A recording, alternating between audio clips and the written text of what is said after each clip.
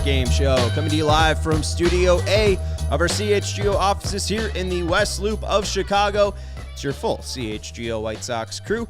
I'm your host, Sean Anderson. You can follow me at Sean_W_Anderson. Alongside me, the CHGO White Sox beat writer, Vinnie Duber. You can follow him at Vinnie Duber and read his latest piece at allchgo.com. One is about Andrew Benintendi, and we'll get more into that a little bit later. And then the next piece was about Mike Clevenger and whether he would be prime for the 2024 team or maybe he'll opt out because pitched really well yesterday. Had a really nice outing. Man in the middle, Herb Lawrence. Hello. You can follow him at Eckerwall23. He's our CHGO White Sox community leader. Shout out to everyone in the chat. Fred, White Sox Tom joined us for pregame. Now, obviously, recapping the 9-0 loss that the White Sox had against the Orioles. No suspense there. No. Make sure you're hitting that thumbs up button. We appreciate everyone hanging out with us after that tough loss and after the crazy week. I know you guys talked about that on Sunday, just recapping all the insane events that happened in the White Sox world over the past 7 days. I don't know if this would fit in nicely. It was kind of a ho-hum, another possibly, as Fred says, one of the 100 losses that are going to come this season. Luis Robert is really good at baseball. Really good. It's amazing. I mean, he hit a double off of the wall, would have been a home run in 23 of the 30 ballparks in Major League Baseball, and unluckily for him, he was in that ballpark. And then he almost took off the relief pitcher's back with a 110-mile-per-hour rocket right back to the box. And, I mean, there's no more you can be said. And then, not to be outdone with the bat, he made a nice diving catch off of Adley Rutschman late in the game. It's just, there's no more superlatives to say about the guy that you haven't said before. It's great to watch him in a lost season, to see a superstar, one of the best players in baseball, to be on your team. Now you just wonder, will they get him some help so he can be showcased a little bit more on a national stage with some games that are actually meaningful? The defense has been incredible, and I think, it's very easy for everybody, if you're not a White Sox fan, if you don't watch this team on a regular basis, it's very easy for everybody to head over to the baseball reference page, see the offensive numbers and go, oh, wow, he's having a great season, but you don't see what he's doing on defense on a nightly basis. Sox fans who have watched the team every day obviously know, but you keep getting constant reminders of not just that he's been good at defense, that he has been fantastic out there in center field. He's looking far better than he did in years past, and I'm including the year 2020 when he won a Gold Glove out there in center field. I mean, he's moonwalking away with this Gold Glove this year, you'd have to imagine. And he told us last week that he put in the work on this. Like, he thought that he had a lot of stuff that he needed to do after 2020, when he won a Gold Glove, by the way, but he identified what was going on wrong there. He knew, as we remember from years past, that he wasn't so great at the wall, and then how many times this year have we seen him rob home runs with amazing plays at the wall. This play tonight reminded me of the diving catch in Kansas City from 2020. Spectacular defensive performance from him all year long. It should factor in to everyone's assessment of his season as a whole because, yeah, the offensive numbers are great, but let's not take any spotlight off what he's done defensively. Yeah, only two players have more fielding run value, and that's a Statcast new FRV. Metric. Yeah, FRV. There you go. Ferv. It sounds like a pretty good band. He ranks third in baseball in ferv. Yeah, they have really good guitar tones. Ferv, though, he's third in ferv when it comes to center fielders, first in the American League. And the big thing, too, is the 1,000 innings he's played. The only three guys that I can see, at least in the top 15, that have over 1,000 innings in center field this year, Luis Robert Jr., 11 fielding run value. Ferv. Yep. Julio Rodriguez has a 10 Ferv with over 1,000 innings, and then Trent Grisham of your Padres, Herb, has over 1,000 innings and a 7-run Ferv. So, shout out to Luis Robert, because not only is it eye test, but the stats back it up too. I mean, he is just out there every single day, and even though Brenton Doyle was impressive when we were seeing him, was he? My goodness, Coors Field, less than 1,000 innings. Like, I mean, the big thing is I think get more ferv, Brenton Doyle. Well, no, he leads. He's got more ferv. Yeah, he's got more, but ferv. He hasn't been out there as much. Yeah, 14 ferv. But also, that's why they have National League and American League. So him and Joey. That's why. Yeah, him and Joey Weimer can fight over Ferv and center fielder. Who's the best fervor yes. out there? Yeah. But when it comes to the American League, there's no one better with Luis Robert Jr. and fervor. But he's just been incredible. The range is just next worldly. Like, he's not Oscar Colas with the arm. Oscar Colas can just rip that thing from right field to third base, but the range is incredible with Robert. No, he shouldn't. And as Ellie says, Robert was the offense. Literally, the 2 hits I referenced by Robert were it. Done. 2 hits. Out. Everybody else like, we're good today. And you're referencing your man, Oscar Colas. When Pedro said the stuff about Oscar earlier and how kind of when you're gonna have to be more specific because that's a joke, but my point being is that this has been a season-long thing with Oscar Colas, and certainly since he's come back from the minors, the offense has gotten a little bit better. The numbers have ticked up a little bit. Pedro has complimented what he's been able to do at the plate, but Pedro has had multiple media sessions in which he's called out those lack of focus plays, and this was another one tonight. This is just this is fundamental. This is Little League stuff. You've done this stuff in high school, you get chewed out. He picks the ball up after running to his left. The guy at first base is well on his way to third, and he airmails the throw. He's in love with his arm. I would be too. But keep it on a low trajectory so it could be cut off by the shortstop. It was not even close to the third base bag, and airmailed Tim Anderson so the guy goes into second base. Then the next guy gets a single, 6-0. Just dumb. And I'm sure that Grafal and whoever is the outfield coordinator got in his ass, and they need to, and say, that is just dumb. I'm not calling the player dumb. I'm calling that play just dumb. It's fundamentally unsound. I don't know why he doesn't listen to his people who are telling him, don't do that. It's not a smart play. And it was a 4-0 game already. And like I said, the guy who was at first base was already on his way to third comfortably. And that could cost you runs eventually in your career. These games don't necessarily count, but also you got to play fundamentally sound. You got to play baseball correctly because you're going to be doing this for the foreseeable future for the White Sox, right? Well, that's a great segue because what I was just going to say is one thing that Pedro has brought up when he's talked about these young guys at the end of the year, and really there's 3 of them, right? Colas, Lenin Sosa, and now Corey Lee, who's up catching today. One of the things that he said is the evaluation period is so important right now because he doesn't necessarily trust the evaluation that you can do in the spring, right? Mm-hmm. We saw Oscar Colas have a very nice spring, but there are things about spring training, in Pedro's opinion, that make it difficult to judge, is that the guy I'm going to see for 6 months over the course of the season? And so he's claiming that the end here, August and September, are going to be more helpful in that regard in determining how close, and this was, I believe, in specific reference to Colas and Sosa, they are to being the ready major league players that they need them to be. If Pedro is still part of the decision-making process moving forward after the season is over and they bring in the new baseball boss, does he say, I don't think Oscar Colas is ready to be the major leaguer we need him to be next year because of all the lack of focus plays that he's making out there in right field? And if that's the case, does Oscar Colas continuing to make these plays, these types of plays, put right field on the to-do list for the offseason for the White Sox when we heard back last November from Rick Hahn talking up Colas as being the guy this year? And again, at the end of spring training, we all were like, oh, okay, Oscar Colas looks good, here we go. But it's proven over the course of the season that he has not been ready for that. Does Pedro make the determination right now or at the end of September that Colas is still not ready for that? And does that change what the White Sox try to do this offseason? Because I don't know where you could put him. It's not like, maybe he's not Kopech level where you're like, when we had this discussion pregame, obviously not saying Kopech was good today. But, has Colas earned major league playing time? Like, is he too good for AAA at this point, or would you be fine to just send him down?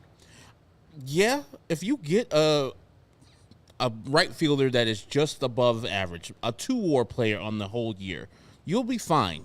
You just can't have this. And if he doesn't learn this at the end of his rookie year, it's going to be tough to learn it for the rest of his foreseeable future because, I just don't know what his thought process was there. it's not like the ball was hit like a rocket to him. The runner at first was kind of slow. The ball was hit slowly. He had to travel to his left to throw the ball, and then he unleashes the ball. Yeah, I would be fine if the White Sox decided to go and get just an average right fielder next year to put the pressure on him, and that guy being the starter. And then if Colas, like I did this year, performs in the minor leagues, maybe you look for a different team for him that wants a strong left-handed hitter that might break out on a different team. But you can't go into next year with that another hole in the outfield where you have so many other question marks if this guy's not ready to play fundamentally at the minimum. And I haven't really seen a lot offensively from Colas that I'm like, got it. There it is. I want him to play out the string. I want him to play every single game because I'm not going to get anything from Trace Thompson. I know what he is. He's Trace Thompson. But I want him to improve, to understand the game of baseball. There's a situation that he's in currently in that spot where I need to throw the ball. If this ball is hit to my left, who's running the bases? All those things should be going through your head naturally as a baseball player. It doesn't seem like he has that in him right now. And maybe eventually he can pick that up, but just the dumb plays like that, those are unacceptable. I hope he gets chewed out. I hope he gets told and is out for extra practice tomorrow and can learn that you can't just throw everybody out. Even though you have 99 on your arm and you're the Cuban Ohtani, you're going to be sitting on that bench too. If you keep on throwing those dumbass throws, I'll take somebody else who can just play fundamentally sound instead of a guy with a live arm and a possibly potentially great bat, which I haven't seen yet. Well, it's just the consistency of those mistakes too. I mean, it's not like I don't think you're overreacting to one moment tonight. You know what I mean? Like this is something that he's done over and over again. I mean, the guy bending down to field a ground ball that's already gotten through for a hit. How many times has it skipped off his glove? I mean, keep your eye on the ball. Keep your hands down. Alligator arms. We use it all. We learn it all in Little League, right? I mean, listen, he's a very athletic guy. Yeah. But and I think the thing here is he's not very experienced, right? Obviously, we talked about him as being a more advanced prospect because he was playing in Japan, but he's only got 2.5 months of Major League Baseball experience here. Again, you should have all this stuff mastered by the time you get to the major leagues. But I guess my point being is that it's not crazy to listen to somebody say we're still developing Oscar Colas like it is we're still developing Michael Kopech. Well, and I feel like there were some parts of like Puig and Cespedes that had a little bit of this where, they were like, again, trusting every ability. I mean, again, Cespedes had the same you saw cannon arm. You saw other things, though. Right, they could hit the ball. Yeah. Yeah. So that kept them in the lineup. Right, yeah. I mean, like, they had like 30 home runs in a year. Yeah. I mean, there was reasons why Puig and Cespedes stuck around. Mm-hmm. Like, I mean, Cespedes got paid. Colas, I mean, will he be on the 2024 team? And is this just another year where, right field is another question mark in the offseason? We got Nomar Mazaro, we got Adam Eaton, we got Oscar Colas. AJ Pollock. AJ Pollock, there you go, thank you. And he's on a different team now. Yeah. now he's a giant. Yeah. Look at that. Hey, maybe we could bring him back. I'm good. Okay. He's going to end up a really good Immaculate Grid guy one day.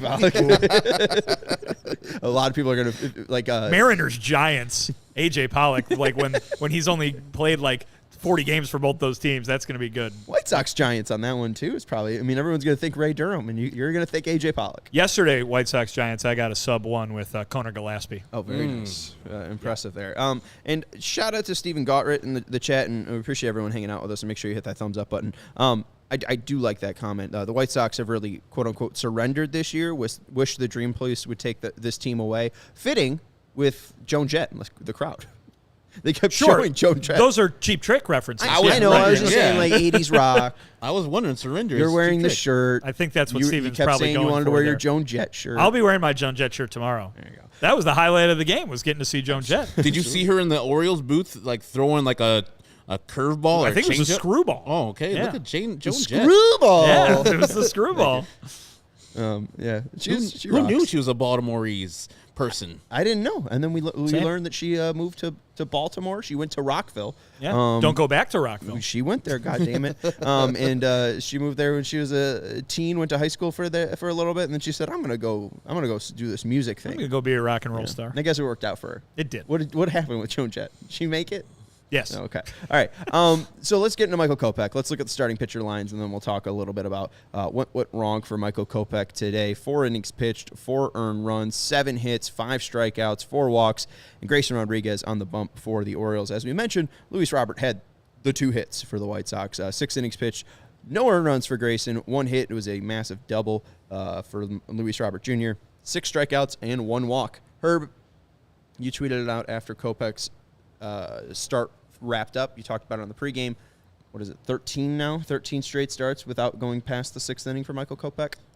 Yeah, and, 6 innings in the major leagues is kind of hard to find, but you should run into one in 13 starts.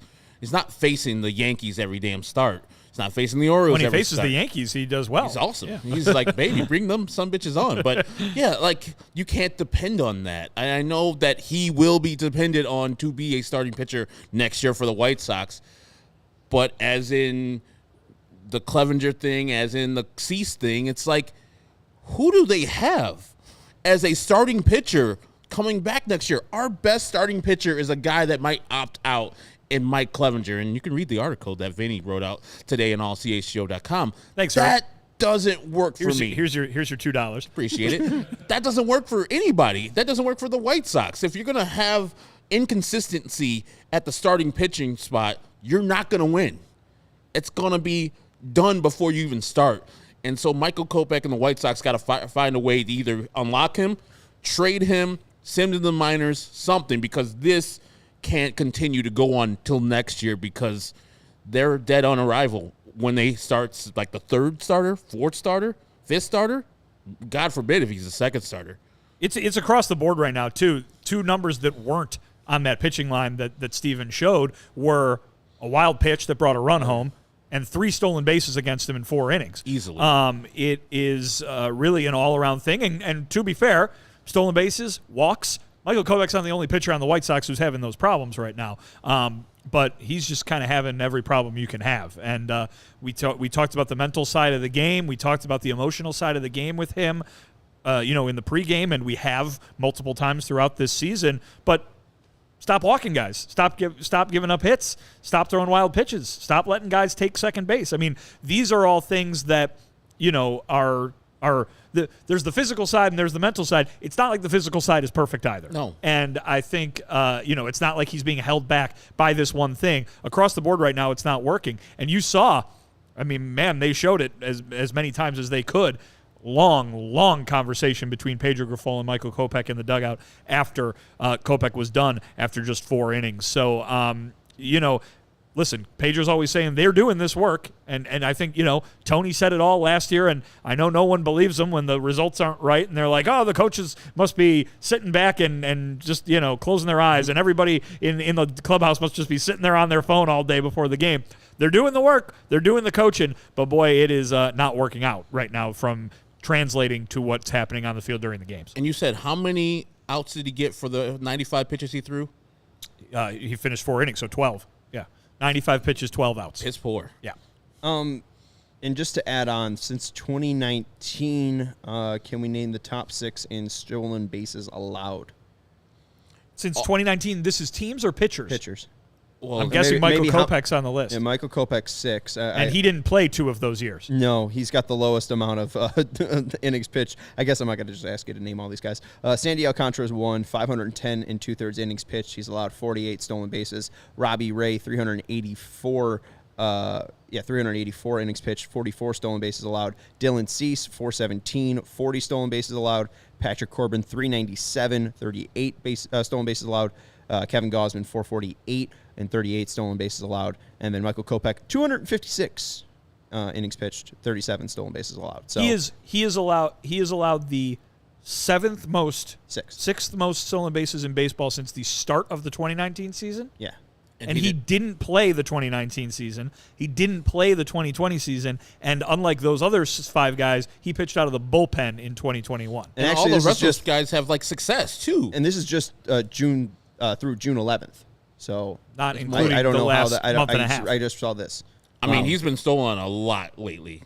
Also says it was last updated on today, so I don't understand what this because said is. Sandy Alcantara Cy Young. Robbie Ray, Cy Young. Second Cy Young last year, Dylan Cease. Like, those people are actually doing something. They don't care if the guy steals second because I'm going to get the next guy out. It's the Greg Maddux type of a philosophy.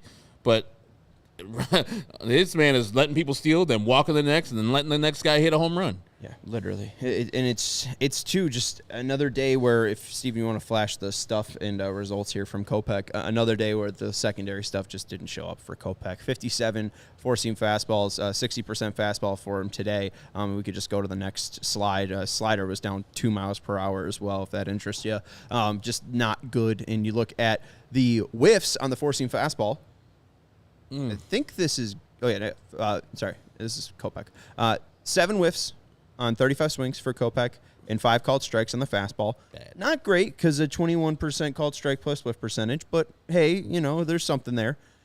But on his other pitches, on his non-fastball, 2 whiffs, 2 called strikes, and an entire called strike plus whiff percentage is 17%. So just really not even finding the zone. And we saw, Adley Rutschman in his first at-bat just swinging at fastballs up and out of the zone. So it's just like a guy that normally lays off pitches. If he just laid off those pitches, he's probably not striking out against Kopech. But here's the thing. The biggest point there, the most important stat there, he didn't throw a single one of those pitches after the 4th inning. And if he has given up 4 runs in 6 innings, is it pretty? No. But are you giving your team a chance to win? Probably. Yeah. It's not a team that's only getting 2 hits on the night, but in a vacuum, you're giving your team a chance to win if you only give up 4 runs in 6 innings. You might not win often, but you're giving them a chance. You're saying, "Hey, go score some runs." I didn't do a horrible thing where I gave up 7 runs on the board. But he only pitched 4 innings. If he would have stayed in there, he couldn't tonight because of the pitch count. But if he did stay in there for another 2. Maybe he's given up 2 or 3 more runs. So that I think with Kopech has been the headline of the year. Has been he hasn't gotten the inning total up, and as you mentioned in the pregame, it's not because of the health.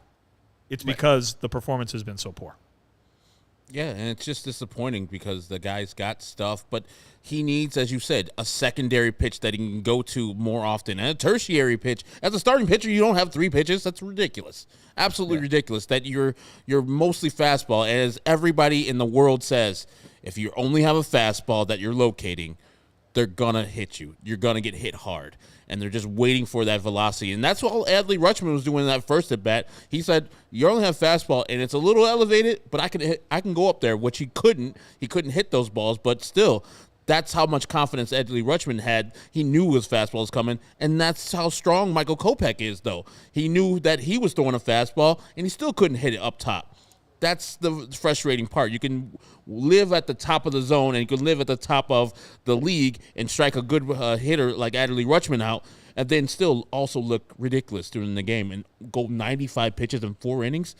There's got to be a way. There's got to be a way where he's taking away or they're making him into Kyle Hendricks, making him into more of a spotty pitcher and hitting to contact instead of trying to strike everybody out and then coming with these results because it's not working for him. It's not working for anybody.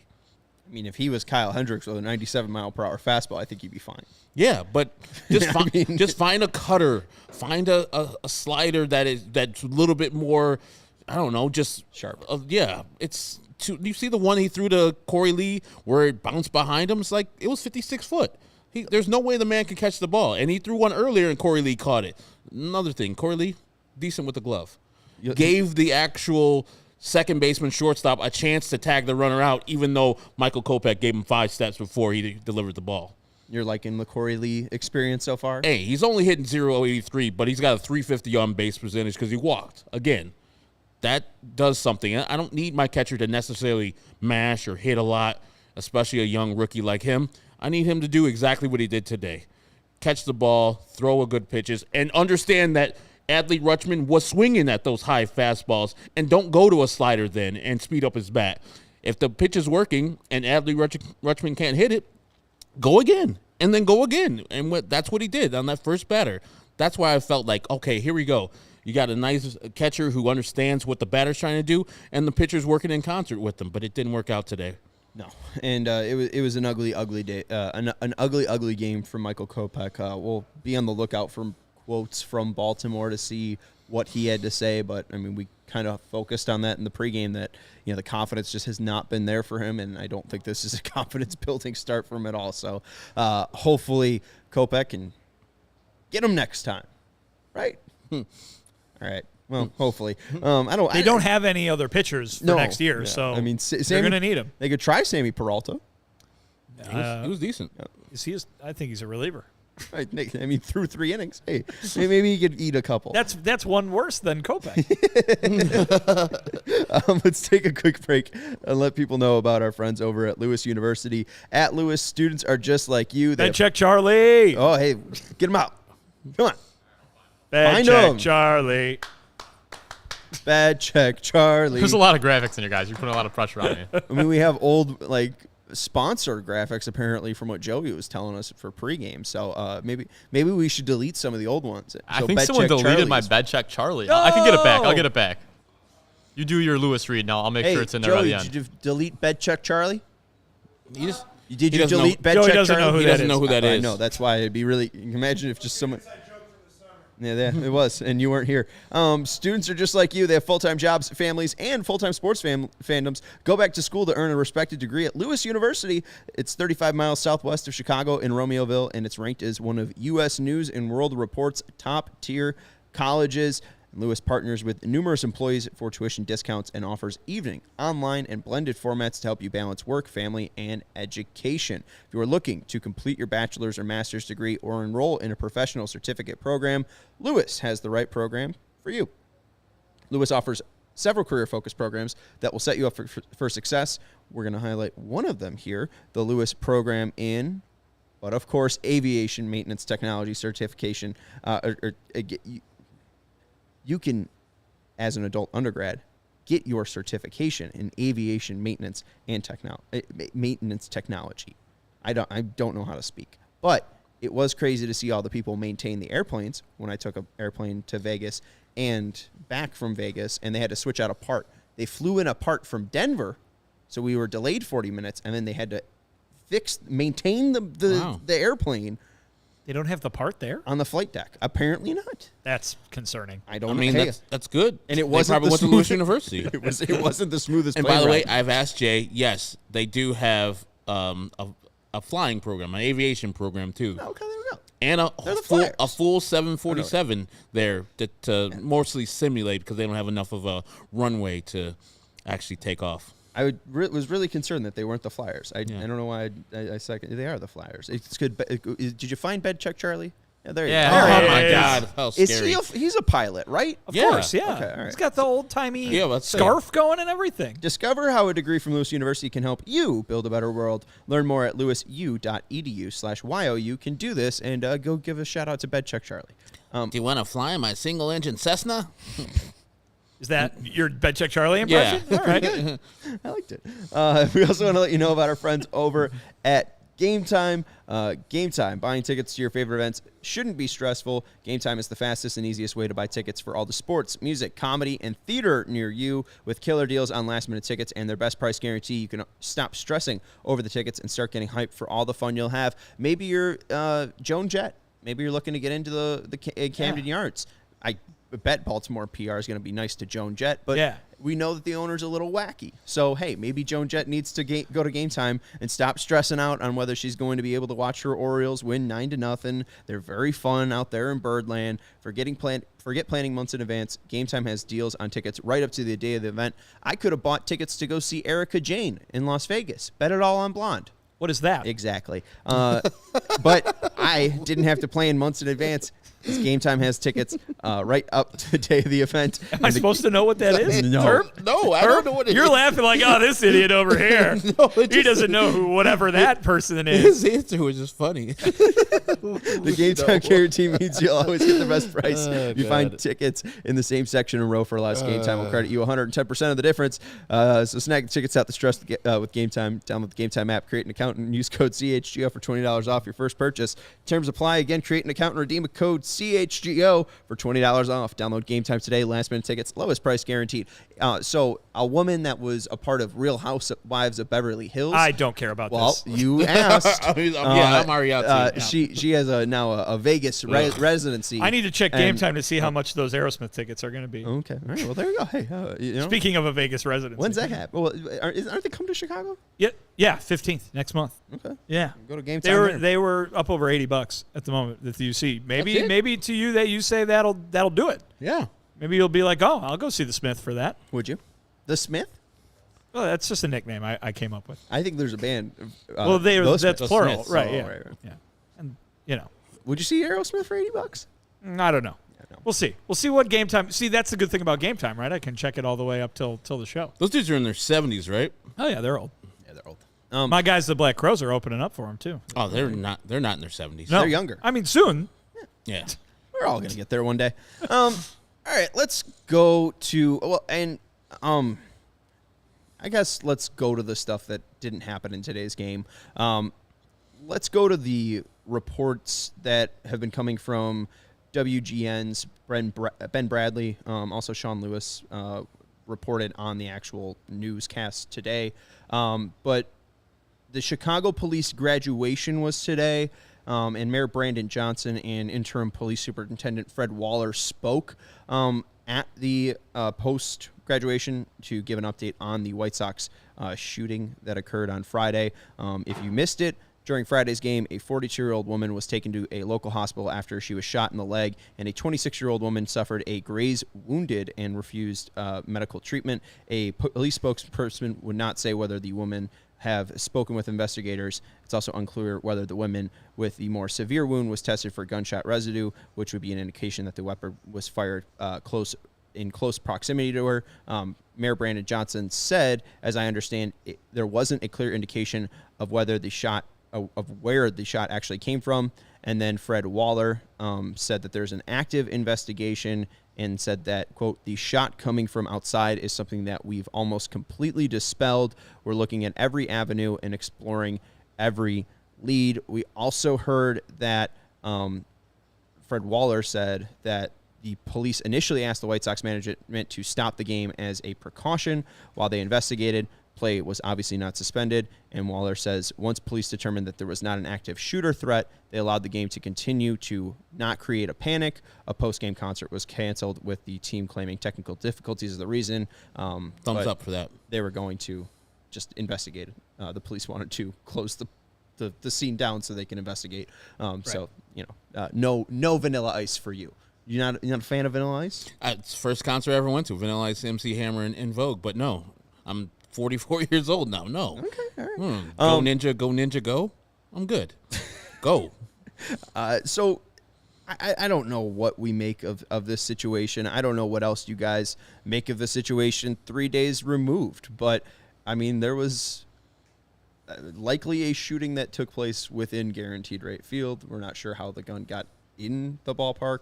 We're not sure how it went off. We're not sure what the motive was or how it got fired off.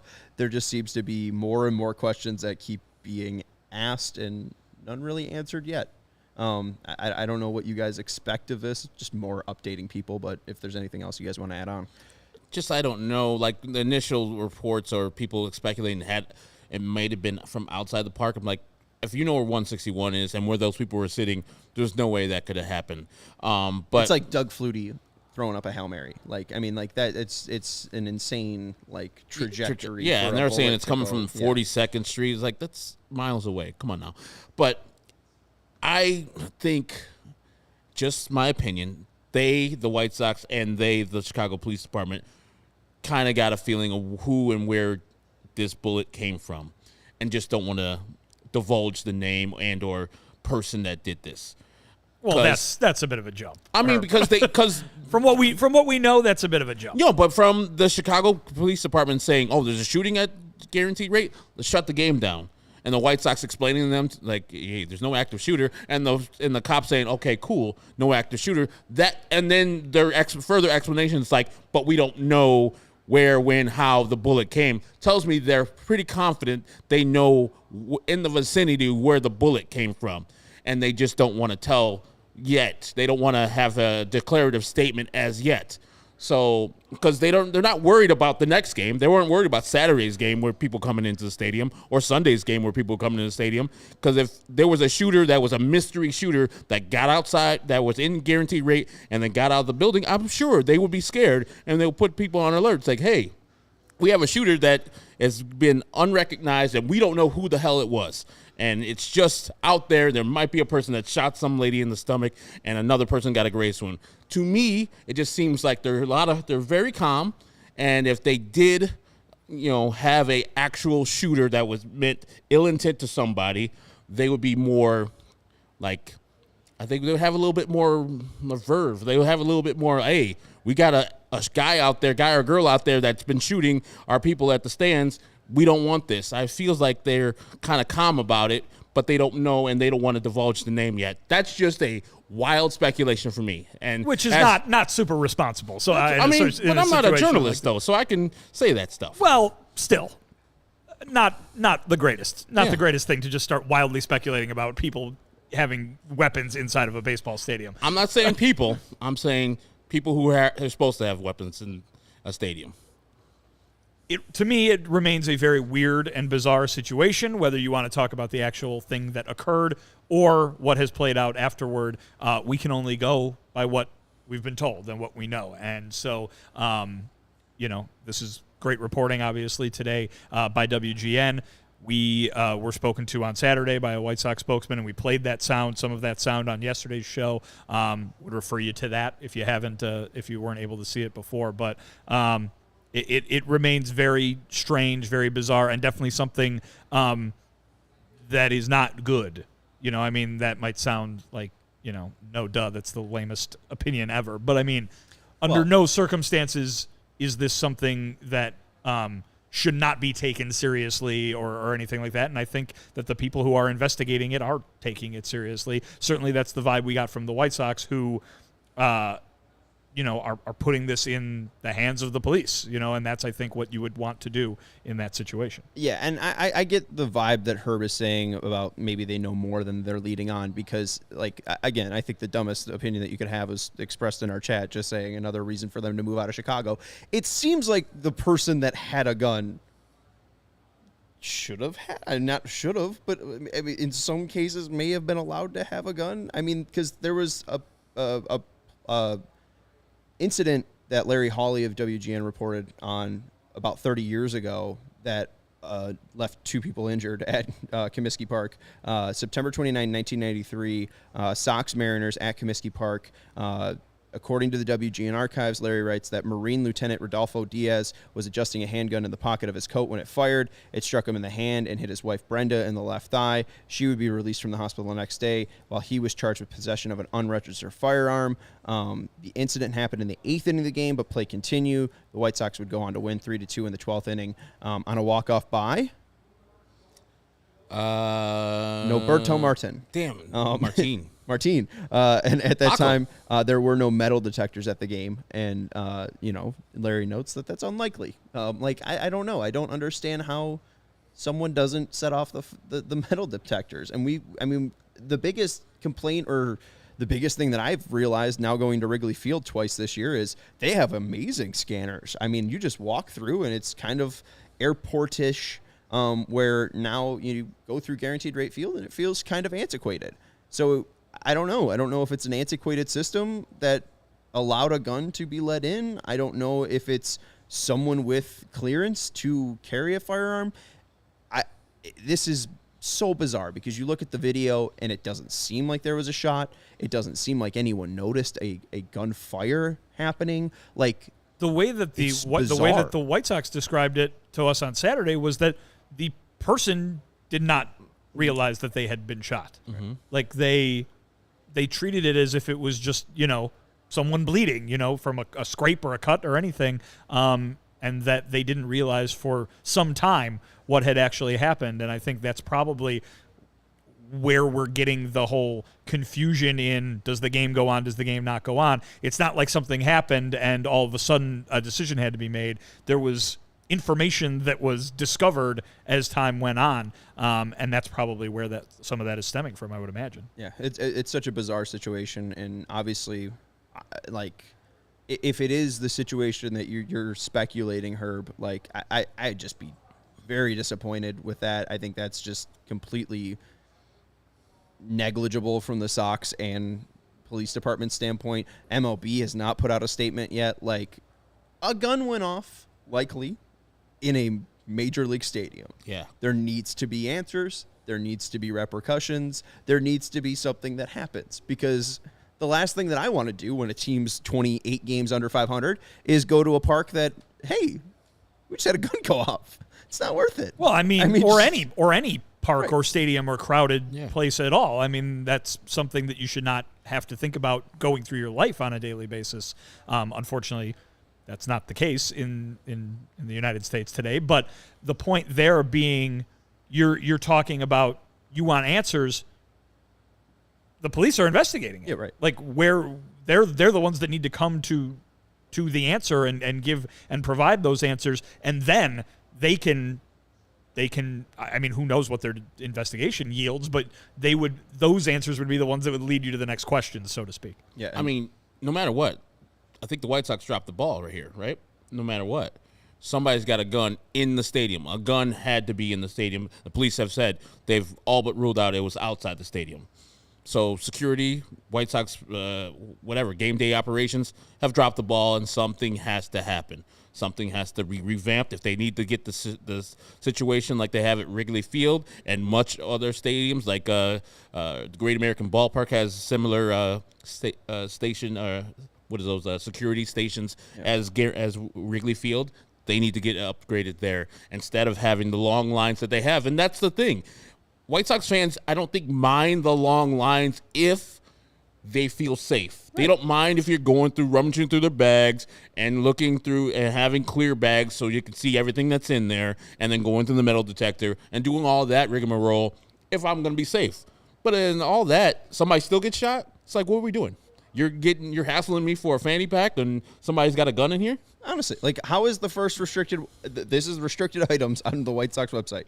Weapon of any type, including pepper spray. It is illegal for anyone to enter or attempt to enter the ballpark with a firearm, regardless of permit. Like, I mean, that's just a failure on the White Sox completely. Someone got in to the stadium with a gun. It's a failure. Of course, you're 100% right. Because, again, there should be a question on whether we stop the game or not, because there's a gunshot wound in the stands. Yeah. I mean, the gun can't get into the game, period. I mean, I think probably initially what Vinnie said, like, she didn't know she was hit by a bullet, and they didn't know they just thought first aid was needed for a lady who got shot. It's like, oh, a bullet? Word? Cool. And no, flare, no, big time rush out of that section as they showed the video. If somebody shot a gun in that section necessarily or right next to somebody, I think people would hear that. Mm-hmm. I think people would freak out too. There are people sitting right in front of her. I mean, you see the video that the Sox made public. I mean, people sitting right here, and they're like, oh, something happened back here? You can't make out what happens. I mean, like, you really can't see the moment that she gets hit. There's nobody, like, jumping up. No. Like, it's a very, very, very weird thing. And obviously it's concerning. There's no doubt about that. I don't think anybody's trying to say it should be just, forget it, go buy a hot dog kind of thing. But, I mean, it's not a cut and dry thing. Obviously, it's just bizarre. Again, how does that actually just happen? And it's just going to leave more questions until hopefully the police can answer them. Let's take another break, and we'll let you know about some of our fantastic sponsors. And then I got to quiz Vinnie and Herb, and we're going to talk about some great content that's happening at ALLCITY.com, especially this week as it is our rank week. But we're going to get to that after we let you know about our friends over at Shady Rays. Our friends at Shady Rays take on the sun with gear built to last. They have you covered with the warm weather ahead with premium polarized shades at an affordable price. The 90s are still in the forecast coming up, so go treat yourself. I thought when you said the 90s, you meant Vanilla Ice and that we're coming back. No. I don't think so. I don't think Mr. Vanilla Ice is going to return. I like how you asked Herb, what's the matter? You're not a Vanilla Ice fan? I thought, are there any? Yeah, who are they? They were there. I couldn't have a concert at Guaranteed Rate Field, but Vanilla Ice can. maybe we should change that. You think I should try a musical career? But I think you would have more. You would have a better performance than Vanilla Ice. I appreciate that. Just steal a Queen, David Bowie song of your own. Yeah, then just say that's a totally different song than I rapped over. I could just do Ice Ice Baby. Yeah. I know most of the words. So maybe not. Maybe it wouldn't be better. I would give more heart. And more believable too. To believe that Vanilla Ice was a gangster is a little stretch. Yeah, no. I mean, you can't have that flat top and be a gangster. Shady Rays is an independent sunglasses company that offers a world-class product that's just as good as any expensive pair we've worn. They have durable frames and extremely clear optics for outdoor adventures. I usually buy cheap sunglasses too, and Shady Rays are just a treat. They are just the best sunglasses that I truly have owned, and I cannot break them, which is a good thing. I am very haphazard with my sunglasses, and with Shady Rays I really can be, and they don't break. They're awesome. And that's not all too. Shady Ray offers the most insane protection program in all of eyewear. Every pair of sunglasses backed by lost and broken replacements. So if I was to be a little bit too haphazard and they were to break, even on day one, they told us that they will send you a brand new pair, no questions asked. You can wear your Shady Rays with confidence because they have your back long after your purchase. If you don't love your Shady Rays, you can exchange them for a new pair or return them for free within 30 days. There's no risk when you shop. Their team always has your back. And exclusively for our listeners, Shady Rays is giving out their best deal of the season. Go to shadyrays.com and use code CHGO for 50% off 2+ pairs of polarized shades. Try for yourself the shades rated 5 stars by over 250,000 people. And we got a new sponsor from our friends over at Splash Sports. CHGO has a weekly pickaxe Yeah.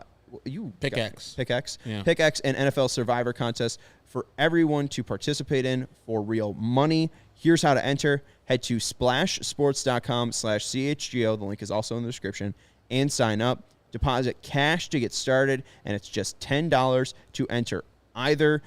There's, again, the weekly Pick X contest. Top prize is $2,700, or I should probably say $2,700. Second prize, $1,800. Third prize, $1,350. Fourth prize, $900. Fifth prize through seventh prize, $450. Eighth and ninth prize, $315. And 10th prize, you get $270. And the Survivor contest, it is a winner-take-all prize of $4,500. We'll be running weekly contests. I don't know how to say contest. We'll be running weekly contests all year, so be sure to keep that link handy. And if you want to run your own contest, if you're tired of being the commission on leagues, chasing people down with none of the reward, you could sign up to be a commissioner right now through our link and earn money for the contest you've already been running with friends and family. So head to splashsports.com/CHGO to join in. We'll have different contests coming out, so we are stoked to be competing with you and against you all. And be sure to click our link in the description to take advantage of all the NFL action that is coming up. And I like their little whale logo. He's very cute. Yeah, a nice little guy. Do we know what kind of whale that is? No. Humpback? It looks more like a blue whale, I would say. Blue whale, okay. Maybe. Yeah. Hard to tell. He's a little short to be a blue whale, but yeah, but he's not. He is he's blue. not flat. He's fat. If it was a real blue whale, it would take up the whole screen. Yeah, that's true. It would take up this whole room. Yeah. As big as 3 city buses, folks. Wow. A crazy animal. Anyways, I want to let you know about our friends over at FOCO. We do have a new bobblehead to show off. This one's not from FOCO, but shout out to the Dylan Cease bobblehead. That is furry, which is very funny with his little mustache. And hey, if he ever shaves it, we could just rip that thing off. There you go. But this lovely Southpaw bobblehead that was given to us by FOCO, go check them out at foco.com, FOCO, or click the link in the description below. They donated this great Southpaw one. There's this awesome TA one as well. I think it's more directly behind me. Maybe not. It's somewhere. I think he's over there. Yeah, he's over there. He's got the nice 35th and Shields kind of facade, lovely little red line detail as well. So get fitted in the best sports gear around. If you are looking to fill out your man cave with bobbleheads, maybe get some swag like hoodies, shoes, signs, Bears overalls. I know they have Broncos overalls because Marissa from DNVR hung out with us in Vegas, and she was like, look what I'm getting. And she showed me the FOCO thing of the Denver Broncos plaid, what was it called? Overalls. There you go. So you can get anything over at FOCO. Check out foco.com or click the description below for all non-presale items. Use the promo code CHGO for 10% off. All right. let's get into this little quiz here, and then we'll get into our list. And Herb was a part of the list making, so we do have an expert on the panel. Shed some light on the process. I don't think Herb is going to be an expert in this. Okay. This is top 10. Okay. I want you to name the top 10 most games by a catcher who led off the game for their team. So most games by a catcher who led off the game for their team since 1985. So this is the top 10 most games by a catcher. Yes, leadoff catchers. And this is inspired by Adley Rutschman, who's now leading off for the Orioles. He's now led off for 16 games, just past Brad Ausmus for 14th all-time. Oh, okay. Both of those guys are not on it. Yeah. Adley and Brad Ausmus are Adley and Bradley. All right. I'm going to say Carlton Fisk. no. Jason Kendall. Jason Kendall is number one. That was the guy I was and it's not even close. Jason Kendall, 453 games. The next guy, 60. Craig Biggio. Craig Biggio, 6. Okay. There you go. All right. Let's. It's pretty good Gonna so start far. And he didn't even stick as a catcher. No. Second baseman, then center fielder, I believe. Lead off catchers. Imagine if Adley Rutschman starts playing second base. How about Russell Martin? Russell Martin is on the list, Steven. Oh, You're Steven. part of this. Canada's Fifth for finest. Russell Martin. Look at you. What about Paul LaDuca? Paul LaDuca's on the list. Yeah. Paul LaDuca with 33 games. Oh, Joe West let him borrow his car that day? I don't get the I'm trying to reference. think. Joe Mauer? No. Well played, No. Steven. That's a Well good played. guess. Yeah. Good on base. Denard Span. Let me go That's about to it. That's all I can. Buster Posey. No Buster Posey. He didn't How lead off about too much? Pudge Rodriguez? No. Ooh, Pudge Rodriguez. Guess what number he is? 11th. 11. Rats. Yeah. Trying to think of a. I feel like maybe Salt Lake City. We brought up them as maybe they could be the Salt Lake City Rats. Why isn't there a Rats for a mascot? That should be a New York team. Oh, okay, there you go. Yeah. Let's Sorry, go just with stall, give you guys time. Mike Piazza. Mike Piazza, no. No. Darren Dalton. No. Oh, Darren Dalton is? No. I don't think he was good enough. How about Damon Berryhill? No. Darren Who? Dalton. If we're throwing out weird catchers no one's heard of before. We already said. Oh, let's go with Alejandro says Tech. Jason Veritek. No, Jason Veritek's a decent guess. but How no. about Jorge Posada? No. Guess when Jorge- you have Derek Jeter, you don't need Jorge Posada. Yeah, to lead off. no. Yeah, that's a pretty good. Yeah. Derek Jeter was all right. So we've gotten Russell Martin, Paul LaDuca, and Jason Kendall so far. I will say that 4 of these guys are active. Are active. Active. Oh, and Craig Biggio too. Mercy. Issue. Active catcher So you got 4 of the 6 right now. that leads off. Gary Sanchez. No. Okay. A very weird pick. Why would Gary Sanchez? Mitch be- Garver. I don't know. Yeah, Mitch Garver. Yes. There you Wow, go. Mitch Garver. Mitch Garver, 33 Ooh, games. boy. For the Twins, 2019 to 2021. Mitch Garver. Nice good job. We've got a question. We've got a suggestion from the crowd. Yes. JT Real Muto. Alec S. will give you that one. JT Romuto, 3rd on this list with 43. Wow. So we got 2 more active, 2 retired. How about Will Smith? No. Oh. Will Smith? No. Will Smith's never done it. Mauer did it once in 2018. This is tough. And then Very Veritek did it once in 2004. Let me go with. Yasmani did it 12 times. Wow. Yes. What's that guy's name? All with the Brewers. Not him. Oh, did Yasmani did it 12 times with the Brewers only? Probably did well too. I was always wanting him to be the leadoff hitter for the White Sox. Nah, he kind of sucked. What's the guy? Hit 178. Yadier Molina. No, not Yadier Molina. All right. So the 2 active guys, one guy is NL Central, one guy's AL Central. Wilson Contreras. Wilson Contreras. There you go. 4th, 39 games, all with the Cub. I don't know how to describe the second guy on this list. Salvi Perez. No. AL Central. Salvi Perez was a good guess, Salvador Perez is a good guess. but it's someone else who's on the Royals who I had. Who else is on the Royals and is active? Who do the Royals have? Oh, that guy from Maldonado. No, That's on the that's Astros. the Astros. I know this guy. Melendez. Yeah. MJ Melendez. There you Wow. go. 35 games. Also an outfielder. All right. You guys give up on the last two. Yeah.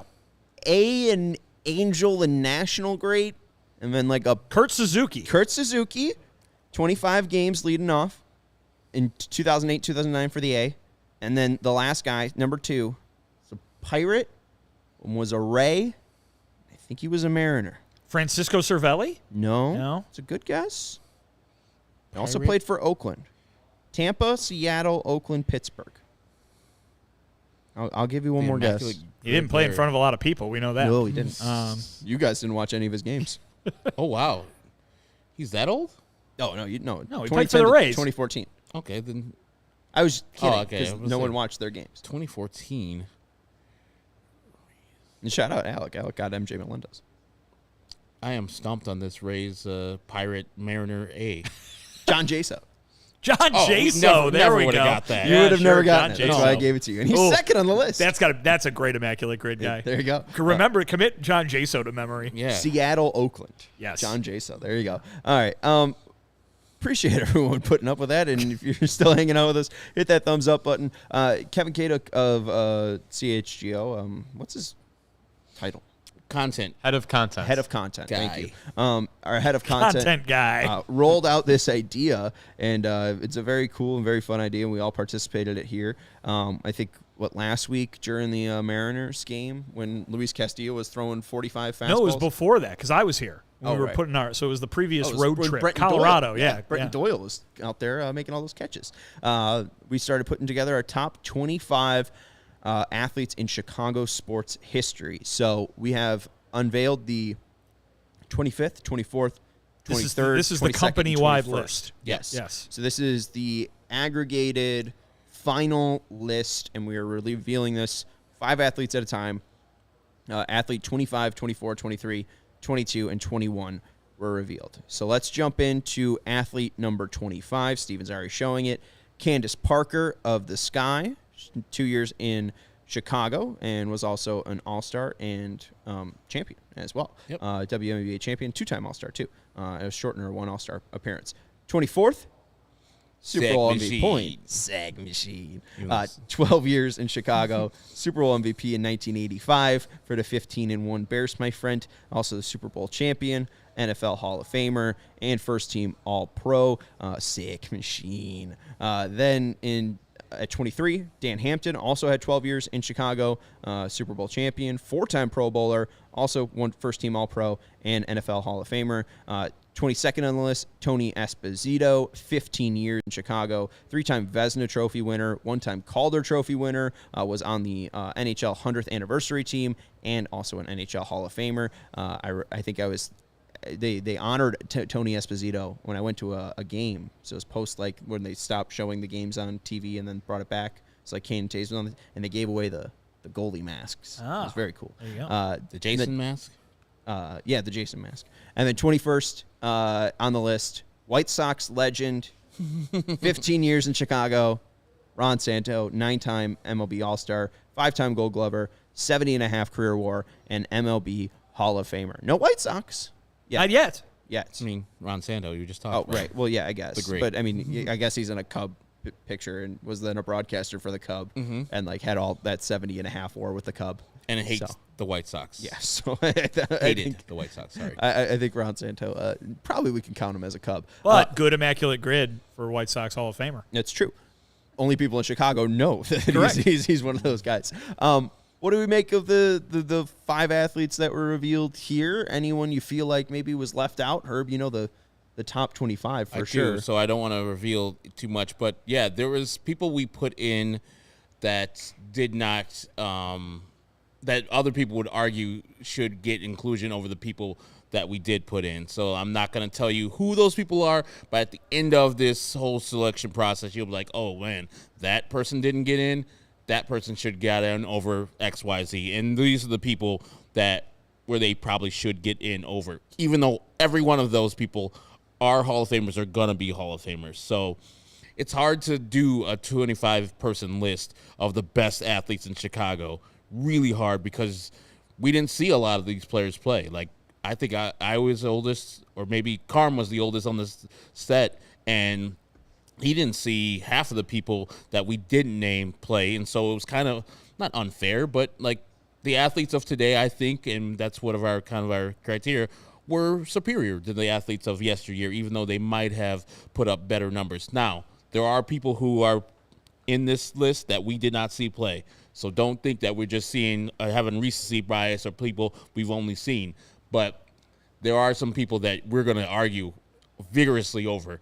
And I did it with Candace Parker. I wanted another player from the Sky Inn and Courtney Vandersloot, but I got overvoted by the 3 people on the panel with me. Well, I think the thing that makes this such a hard task is that Cubs, White Sox, 120-plus years of history. The Bears are not far behind. The Hawks are not far behind. The Bulls of the what you would call the 5 major sports team, or the 4 major sports teams in town. The Bulls are the ones that have been around the shortest, and they have 6 championships and some of the most storied teams in the history of their sport and that league. So, and spoiler alert, the number 1 athlete in Chicago history. Well, spoilers. Oh, yeah. Come on, I don't man. know Spoilers. if you guys knew that one. Oh, yeah. yeah. You're kidding me. Was I not MJ allowed to? beat out some I folks? wasn't allowed to release Hey, man, that. Kirk Heinrich is a tough player, man. Tough to beat. Yep. Isn't he the guy right here that we're? He's in the logo. He's in the logo. But yeah, I mean, just it's incredible. We were doing those ballots, and we were looking at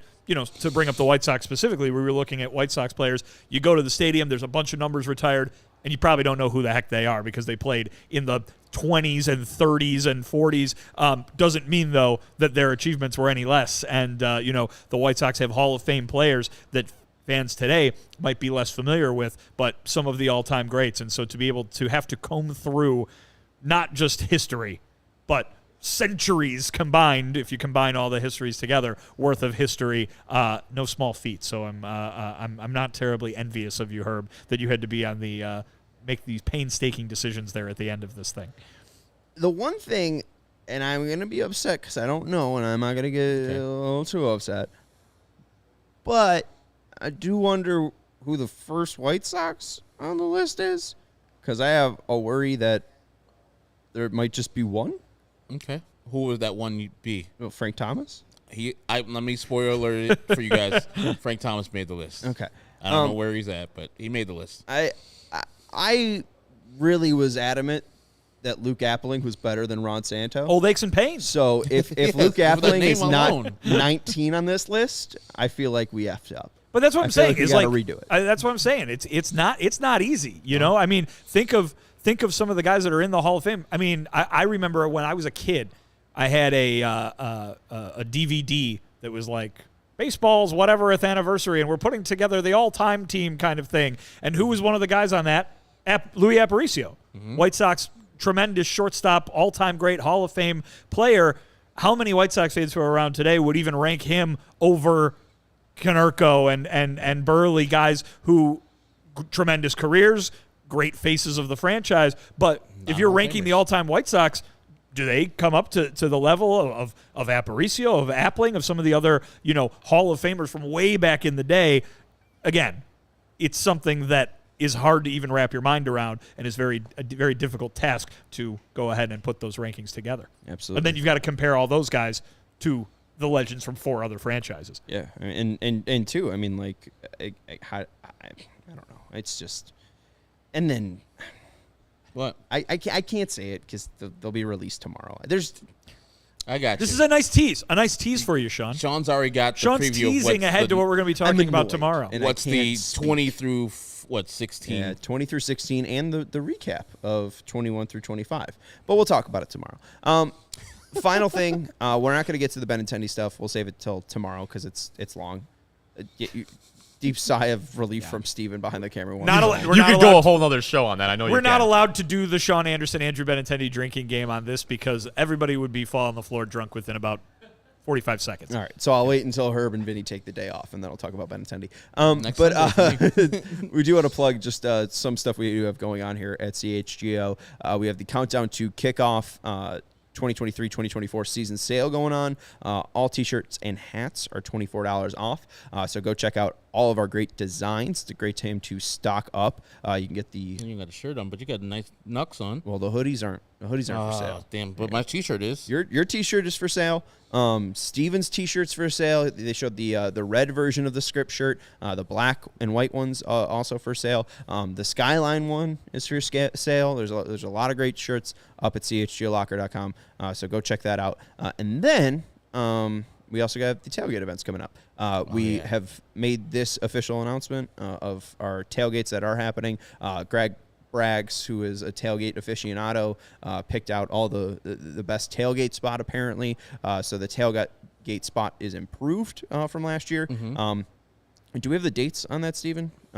I'll get that momentarily. The first one is this week 1 versus the Packers. So that's a good week 1. It's a good date to start it is week 1. But yeah, we got the Packers on September 10th. October 1st, we got the Denver Broncos. On October 15th, we got the Minnesota Vikings. On October 22nd, we got the Las Vegas Raiders. And on November 9th, we got the Carolina Panthers. That Denver one should be great too, because the people from DNVR are putting together a whole package where they're going to fly people out, get hotels, and then have basically a DNVR and CHGO tailgate.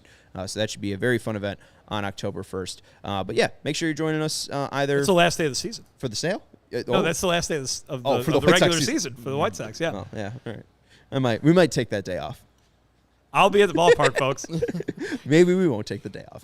But yeah, no, it should be a fun time, regardless on whether we're there or not. But if you are a diehard too, you could sign up and get 20% off to the tailgate events. And you also get a free shirt when you sign up. So if you like any of the merch and you want to get additional swag, sign up to be a diehard today and get the code to get 20% off to all events that we are throwing here at CHGO. And if you are a diehard, I learned this today, you get the extra 20% off the $24 T-shirts too. Oh, look at you. So yeah, you get extra than just the regular sale. So your T-shirts are even cheaper than regular public people. So go ahead. If you're a diehard member, I know some people in here are diehard members, so go ahead and get you a T-shirt this week. And if you guys are watching a White Sox post-game show where they lost 9-0 in their 28 games under 500, you're probably a diehard. So that's a good program for you to go sign up for.